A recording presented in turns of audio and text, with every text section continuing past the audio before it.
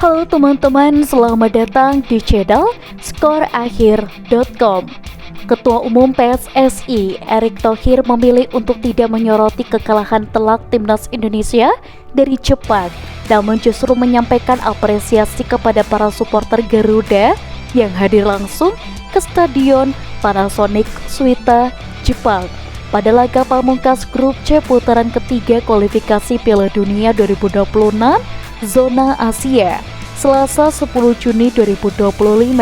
Skuad Garuda harus mengakui keunggulan Jepang setelah kalah 0-6 tanpa balas.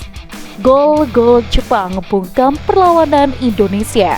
Di hadapan publik Osaka, timnas Indonesia sudah tertinggal 3 gol saat babak pertama terakhir.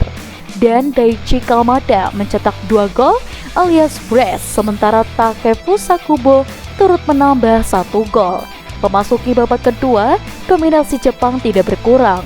Mereka kembali mencetak 3 gol tambahan melalui Ryoya Morishita, Suto Mochino, dan Mao Hosoya, dan melengkapi kekalahan dari telak Indonesia menjadi 0-6. Hasil ini menjadi kekalahan terbesar timnas Indonesia di fase grup ketiga kualifikasi, sekaligus memperlihatkan tantangan besar yang menanti di putaran selanjutnya. Erick Thohir terima kasih kepada supporter yang sudah hadir. Meski hasil laga mengecewakan, Erick Thohir menegaskan rasa terima kasihnya kepada para pendukung setia timnas Indonesia yang rela datang langsung ke Jepang untuk memberikan dukungan penuh. Saya ingin berterima kasih dan memberikan apresiasi kepada supporter timnas Indonesia yang hadir langsung. Ini bukti cinta mereka yang luar biasa, ujar Erick Thohir usai pertandingan. Namun Erick memilih tidak mengomentari performa tim secara teknis maupun hasil akhir pertandingan. Fokus timnas kini beralih ke putaran keempat. Dengan kekalahan ini, timnas Indonesia dipastikan tidak bisa finish di posisi 2 besar grup C. Meski begitu, skuad Garuda tetap melaju ke putaran keempat kualifikasi Piala Dunia 2026 Zona Asia yang akan digelar pada Oktober mendatang. Erick Thohir bersama jajaran PSSI dan tim pelatih diperkirakan akan segera melakukan evaluasi menyeluruh baik dari sisi teknis, mental hingga strategi persiapan. Sebelumnya, timnas Indonesia menunjukkan performa luar biasa saat melawan Cina di pertandingan kualifikasi Piala Dunia. Kemenangan ini tidak hanya membanggakan, tetapi juga membuka peluang besar untuk menuju babak berikutnya. Di hari yang istimewa seperti Idul Adha, semangat nasionalisme dan solidaritas semakin terasa kuat. Dan sebagai salah satu laga penting di babak kualifikasi, pertandingan melawan Cina menjadi momen yang dinanti.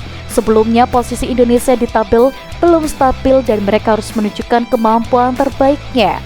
Kemenangan melawan Cina membawa Indonesia melangkah ke ronde keempat. Poin yang berhasil dikumpulkan menempatkan tim di posisi strategis yang sebelumnya terlihat sulit dicapai. Dengan hasil ini, peluang lolos ke babak berikutnya semakin cerah dan semangat juang pemain semakin membara. Data menunjukkan bahwa saat ini Indonesia berada di posisi yang menguntungkan dan berharap tetap fokus untuk melawan berikutnya. Dan gol dari Ole Romeni menjadi sorotan utama. Pelanggaran yang terjadi area penalti memaksa wasit untuk memberikan hukuman tersebut. Yang menarik, kapten tim menunjukkan sikap dewasa ketika mengatasi provokasi dari pemain Cina. Dia menenangkan pemain lain dan menjaga fokus tim agar tidak terganggu. Inilah gambaran nyata dari seorang pemimpin di lapangan. Tahu kapan harus tegas dan saat yang tepat untuk tenang. Dan di babak kedua, Emil Audero pun tampil luar biasa. Dan untuk teman-teman di rumah, kalian jangan lupa untuk like, komen, dan juga subscribe. Sampai jumpa.